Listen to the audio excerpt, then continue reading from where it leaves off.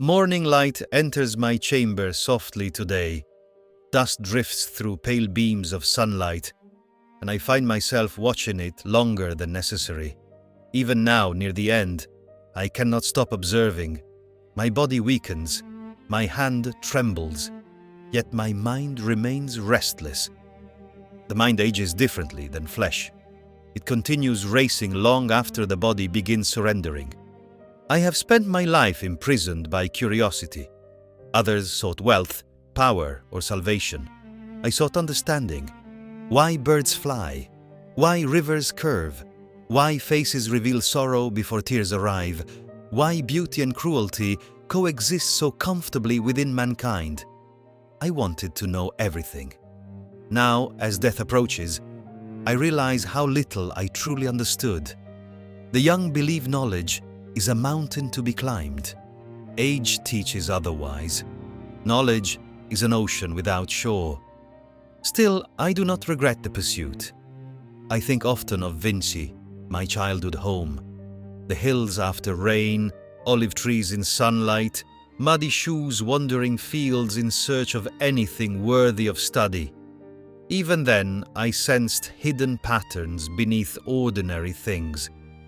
When I entered the workshop of Andrea del Verrocchio, I believed painting was a craft.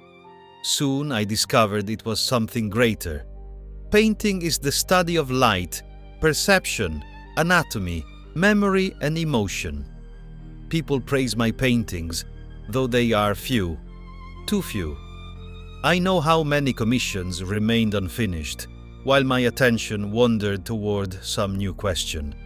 I was often unreliable. My mind loved too many things at once. Painting led me to anatomy. Anatomy led me to engineering. Engineering led me to mathematics. Mathematics returned me to art. The structure of a bird's wing mirrors the human arm. Rivers branch like veins. Storms resemble curls of hair. Nature repeats itself endlessly through hidden laws. I remember studying corpses by candlelight while others slept. Many found it grotesque.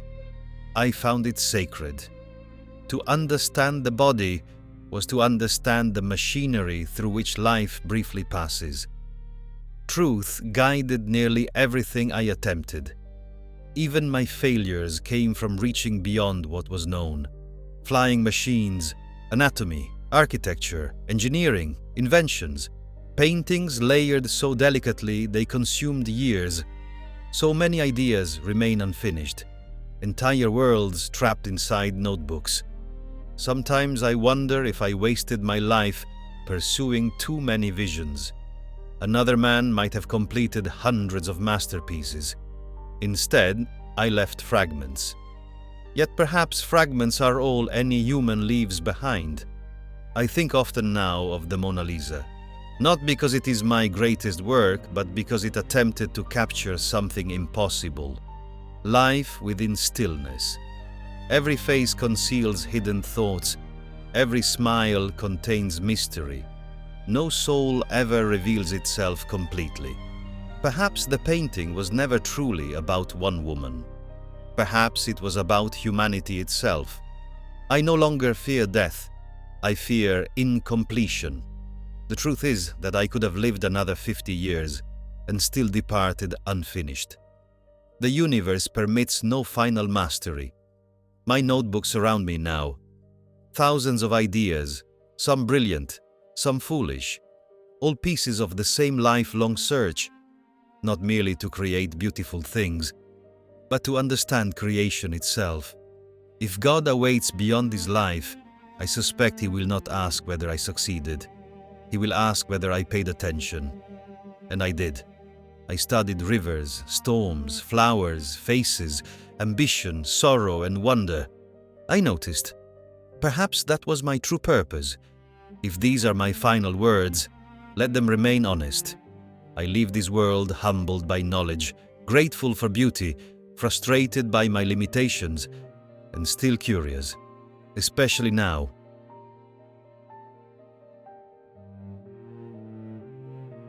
Death removed urgency first. Only afterward came clarity. I spent my life wandering through questions, while others searched for answers. Art became anatomy. Anatomy became engineering. Engineering became mathematics. Everything belonged to the same design. For years, I judged myself by what I failed to complete. Now I understand something I could not while living. The notebooks were not preparation for the work. Observation itself became my greatest creation. History would call me artist, inventor, engineer, scientist, and visionary. Yet none of those titles fully describe me. I was simply consumed by wonder. Curiosity is not always comfortable. It isolates, it distracts, it prevents peace. Yet it is also a form of love. Many of my ideas arrived before the world could realize them. Some would become reality centuries later. Others deserve to remain dreams. It was in expanding the boundaries of imagination. I also see my flaws clearly, my vanity, my inconsistency, my pursuit of perfection until completion became impossible. The Mona Lisa endured because mystery endures.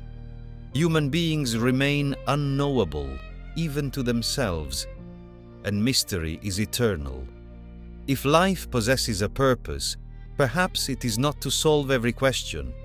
Perhaps it is simply to awaken awe. If so, my life was not wasted. I spent it in awe.